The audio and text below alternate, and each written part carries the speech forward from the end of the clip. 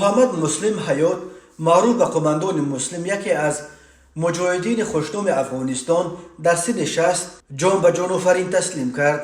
سنگر فرزام کاظمی وی را یکی از افراد خاص احمدشاه مسعود قهرمان ملی افغانستان عنوان می کند که جوانی خود را در سنگرهای جهاد و مقاومت سپری کردند و با نام نیک و دستان پاک از عالم رفت. یکی از دوستان قماندان مسلم به سنگر گفت مرحوم حدود 1 ماه با بیماری دل دست و پنجه نرم میکرد که در نهایت به زندگی او خاتمه گذاشت. فرمانده بیگاه روز یکشنبه 16 اپریل سال 2023 تقریبا ساعتهای 8 به وقت کابل در یکی از شفاخانه‌های شهر لندن پایتخت بریتانیا جان به آفرین تسلیم کرد. گفت او قماندان مسلم سال 1963 در دهه جنگلک ولسوالی بازارک ولایت پنجشیر به دنیا آمده یکی از خویشاوندان پدر احمدشاه مسعود به شمار می رفت.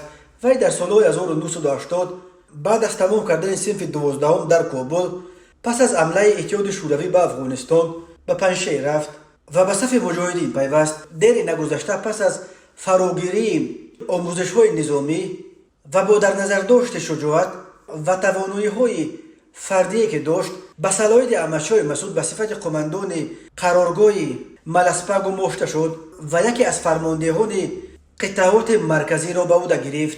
در زمان مقاومت اول قماندان مسلم مسئولیت استخباراتی خارجی جبهه مقاومت را به دوش داشت و تمام روابط جبهه با استخبارات خارجی را تنظیم میکرد.